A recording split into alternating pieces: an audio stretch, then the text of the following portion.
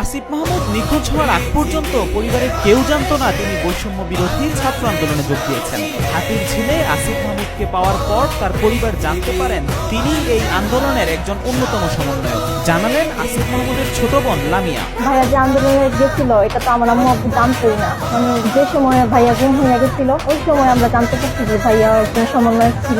ওই সময় যে সময় গুম হয়েছিল 5 দিনের জন্য কোনো ফোন ছিল না, কিছু না। তো আমার আব্বুর অবস্থা অনেক খারাপ ছিল, আমাদের পুরো ফ্যামিলি, আমাদের প্রতিবেশী সবার অবস্থা অনেক খারাপ ছিল। 5 দিন পর হাতে দিলে ফালাই দিয়ে যাওয়ার পরে আর ভাইয়ার একটা বন্ধু কল দিয়ে আমার আব্বুকে বলছে যে পাওয়া গেছে, তারপর হসপিটালে ভর্তি করেছিল। বাংলাদেশের ইতিহাসে অন্তর্বর্তীকালীন সরকারের সর্বকনিষ্ঠ উপদেষ্টা হিসেবে শপথ নিয়েছেন আসিফ মাহমুদ সজীব ভুঁইয়া।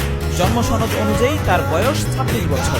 আসিফের উপদেষ্টা হওয়ার খবরে ভীষণ আনন্দিত তার পরিবার সহ এলাকাবাসী।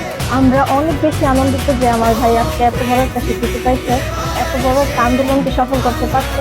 আর প্রথম দিক দিয়ে তো আমরা কখনো ভাবি নাই যে এত বড় একটা আনন্দ আমাদের কাছে আসবে।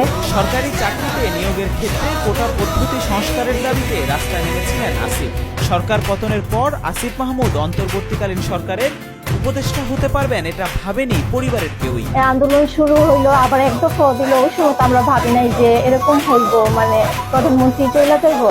তারপর তো প্রধানমন্ত্রী চলে গেল, এখন তো আমার ভাই একজন উপদেষ্টা হচ্ছে। এটা তো আমাদের জন্য অনেক আনন্দের বিষয় আর অনেক গর্বের বিষয়। আসিফ মাহমুদের বাবা বিল্লাল হোসেন জানান, হঠাৎ ছেলে নিখোঁজ হওয়ার পর বাড়িতে শুরু হয় চাপা কান্না।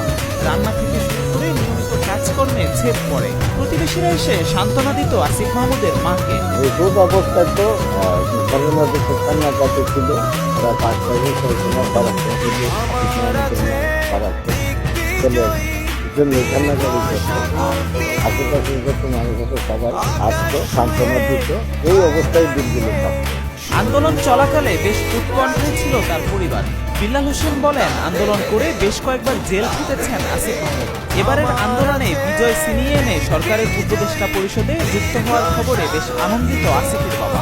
কোটা আন্দোলনে সম্পৃক্ত হওয়ার পর থেকে আমরা খুব উদ্বিগ্ন ছিলাম। ত্যাগ স্বীকার করতে অনেক রকমের কষ্ট করতে, কয়েকবার জেলখানাতে গেছে, এর আগেও কিন্তু একবার জেলখানাতে তাই ছিল। তখন পিতামাতা হিসাবে আমাদের অবস্থাটা কিন্তু ভালো ছিল, খুব খারাপ কাটছে সময়, কিন্তু এখন কিন্তু খুব ভালো লাগে। কুমিল্লার মুরাদনগর উপজেলার আকুবপুর গ্রামের বিল্লাল হোসেন ও রোকসানা আক্তার দম্পতির ছেলে আসিফ মাহমুদ। স্থানীয়রা জানায় আসিফ মাহমুদ ছোটবেলা থেকেই অনেক মেধাবী ও ভদ্র।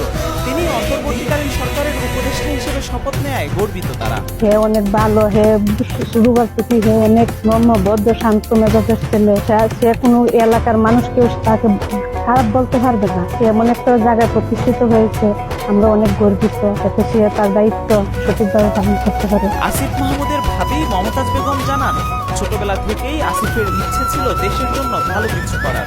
ছোটবেলার সেই স্বপ্ন পূরণে এক ধাপ এগিয়ে গেছে আসিফ। আমার দেবর বা আমার ছোট ভাই মনে পূর্বাই থেকেই ওর মনে ছিল দেশের জন্য কিছু করার, দেশের সাধারণ মানুষের জন্য কিছু একটা করবো। আমিও যতটুকু জানি বা আমি যতটুকু ছোট সময় থেকে দেখে আসছি, তো আজকে আমাদের দেশের গর্ব নয়, শুধু পুরা জাতির বিশ্বের গর্বিত হওয়ার জন্য। আসিফ মাহমুদ ইয়াকুব আলী ভুঁইয়া পাবলিক উচ্চ বিদ্যালয় থেকে 8ম শ্রেণী এবং রাজধানীর তেজগাঁও হোসেন আলী উচ্চ বিদ্যালয় থেকে এসএসসি ও আদমজি ক্যান্টনমেন্ট কলেজ থেকে এসএসসি পাশ করেন। 2016-17 সেশনে ঢাকা বিশ্ববিদ্যালয়ের ভাষাবিজ্ঞান বিভাগে ভর্তি হন। দেশের ক্লান্তি লগ্নে আসিফ মাহমুদের ভূমিকায় ভীষণ খুশি হন তার স্কুল শিক্ষক কামরুজ্জামান। আমরা যখন পাঠদান করতাম তার মধ্যে আলাদা কিছু বৈশিষ্ট্য আমরা দেখতে পাইছি। সে এখন বর্তমানে এই পর্যায়ে যাওয়াতে আমরা বিদ্যালয়ের সকল শিক্ষক এবং বিদ্যালয়ের সকল ছাত্রছাত্রী তার এই ভূমিকা নিয়ে, জাতির এই ক্রান্তি লগ্নে জাতিকে উদ্ধার করার ক্ষেত্রে তার এই ভূমিকা নিয়ে আমরা সবাই খুশি। সে আরও সামনে এগিয়ে যাক, আমরা তা চাই। 2018 সালের কোটা সংস্কার আন্দোলনেও সক্রিয় ছিলেন আসিফ। এরপর ছাত্র অধিকার পরিষদের সঙ্গে রাজনীতি শুরু করেন। আজ আসিফ সরকারের অংশ হয়ে গেছে বলে কথা বলেন স্থানীয় সাবেক ইউপি চেয়ারম্যান শাহ আলম সরকার।